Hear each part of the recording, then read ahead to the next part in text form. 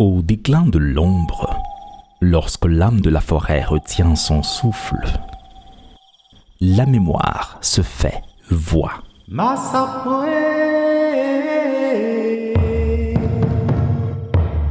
Masapo,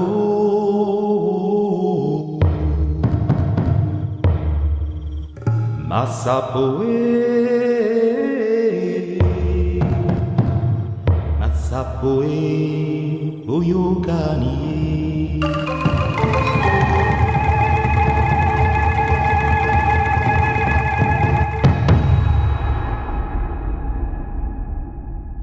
Salut et bienvenue dans ce nouvel épisode de Masapo, le podcast qui vous guide au cœur sacré de l'Afrique ancestrale, bien au-delà du voile du temps, là où chaque mot est un souffle d'esprit et chaque récit un pont entre les murmures des ancêtres et la lueur du feu rituel.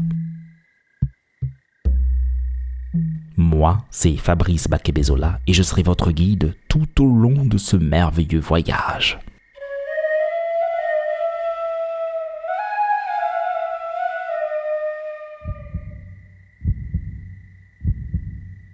Un proverbe yoruba dit « Qui creuse une fosse pour son voisin finit par y tomber lui-même. »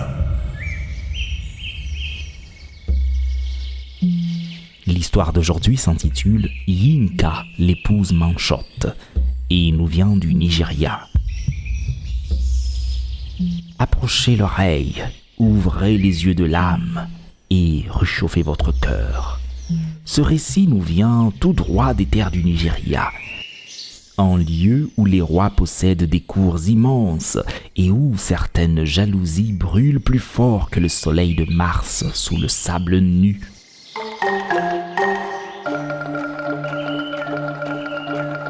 Il y avait un roi, puissant et généreux, avec 99 épouses, mais une seule d'entre elles faisait battre son cœur comme un tambour de fête.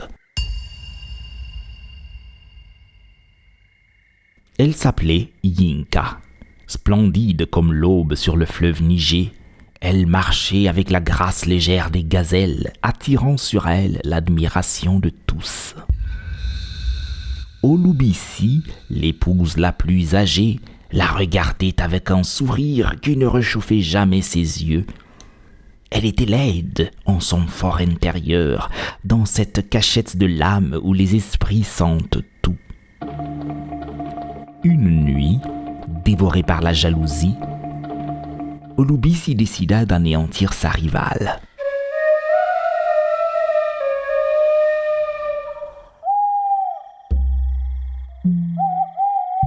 Elle versa un somnifère sombre dans le vin de Yinka. Puis, alors que le palais dormait, elle se glissa dans sa chambre, armée d'un couteau de cérémonie froid et brillant. Sans pitié, elle trancha la main de la jeune fille endormie. Elle courut alors au jardin et l'enterra sous un manguier, espérant que la terre engloutirait son crime.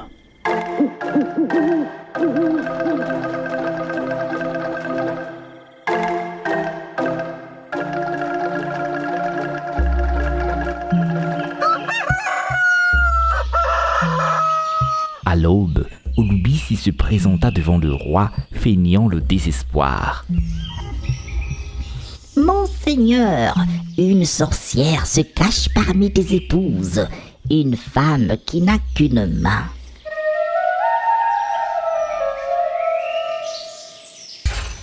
Le roi, horrifié, consulta le vieux sage. Le verdict fut rapide. Pour démasquer la sorcière, toutes les épouses devraient piler le maïs sur la grande place. Il faut 2 mains fortes pour soulever le lourd pilon de bois. La coupable se révélerait donc d'elle-même. Pendant ce temps, Yinka se réveilla. Le sang, la douleur, la terreur d'être condamnée. Sans réfléchir, elle s'enfuit. Elle courut comme un fantôme hors du village jusqu'à se perdre dans la jungle dense, là où les arbres se serrent comme de géants vers. Elle tomba sur un tronc moussu et pleura toutes les larmes de son corps, suppliant la terre de l'engloutir.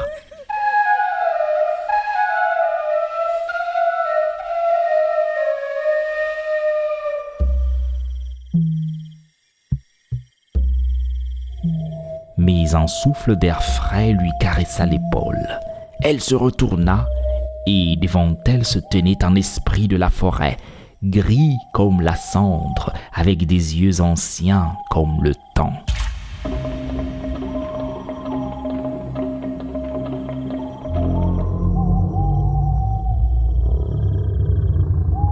Pourquoi arroses-tu mes racines de ton désespoir? Chuchota-t-il d'une voix comme les bruissements de feuilles agitées par le vent.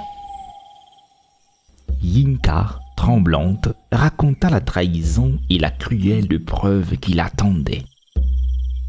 L'esprit l'écouta, puis tendit ses longues mains.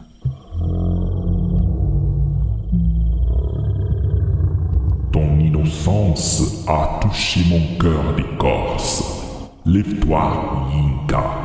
Donne-moi ton bras brisé.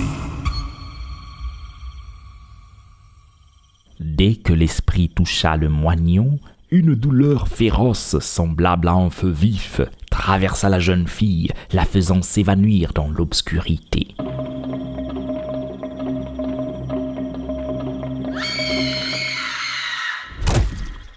Quand elle rouvrit les yeux, la jungle se taisait sous le soleil. L'esprit avait disparu. Yinka baissa le regard. Par tous les ancêtres, ses mains étaient deux, entières, parfaites. La police comme le bois d'ébène poli. Le miracle était accompli. Elle revint en courant au palais, cacha sa main régénérée sous sa veste et rejoignit la place. Toutes les épouses échouèrent à l'épreuve du maïs. Olubisi, la première. Les graines volaient partout, sa farine était grossière comme des pierres du désert. Il ne restait plus que Yinka. Quand elle s'avança vers le centre de la foule, Olubisi bondit en hurlant. « La voilà! Elle cache son bras, c'est elle la sorcière! Tuez-la !» Le silence se fit acérer. Yinka ne répondit pas. D'un geste lent et solennel, elle sortit ses bras de sa veste et les leva vers le ciel. Deux mains parfaites capturèrent la lumière du soleil. Une clameur d'étonnement, comme un coup de vent dans l'herbe haute, secoua la foule.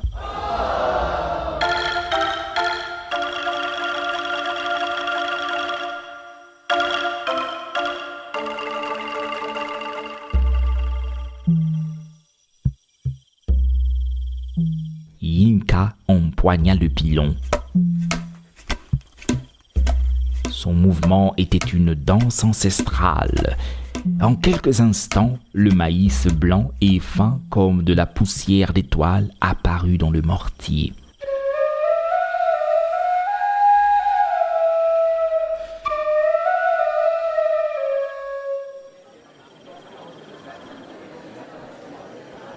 Olubisi blêmit, piégé dans son propre venin. Les gardiens la clouèrent à la boue, pendant que le peuple hurlait, réclamant justice. Le roi se leva et regarda Yinka dans les yeux.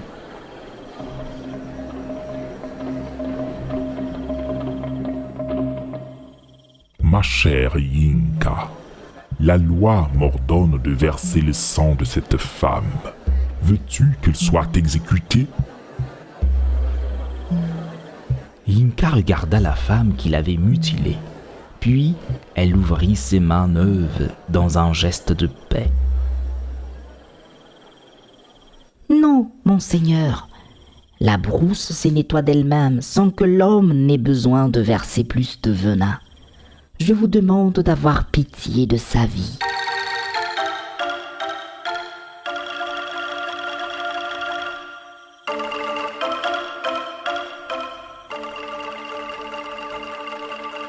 Un silence émerveillé enveloppa la place.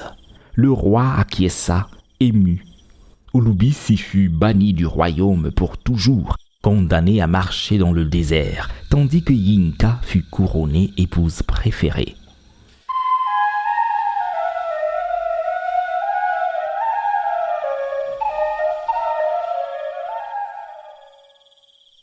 Elle vécut heureuse pour le reste de ses jours, gardant en silence, au plus profond de son cœur, la magie de cet esprit de cendre.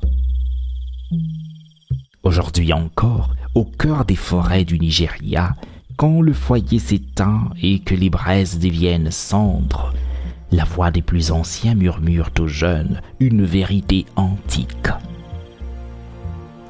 N'enviez jamais la lumière des autres. La jalousie, c'est comme un couteau sans manche. Le serrer pour blesser l'autre ne fait que faire saigner votre propre main. Mais à celui qui subit le tort et sait pardonner, la terre rendra toujours plus que ce qui lui a été volé. Marchez les bras ouverts, car le destin ne remplit que les mains de ceux qui ne portent pas de rancune.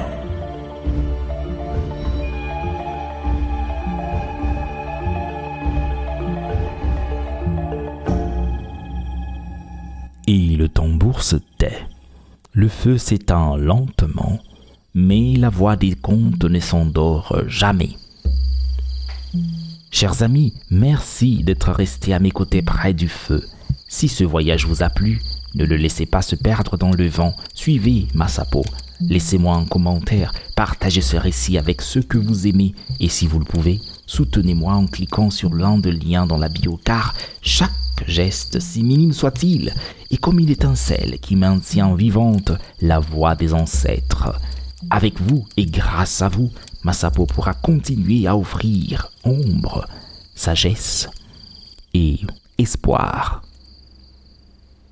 À la prochaine histoire, sous un ciel constellé d'étoiles.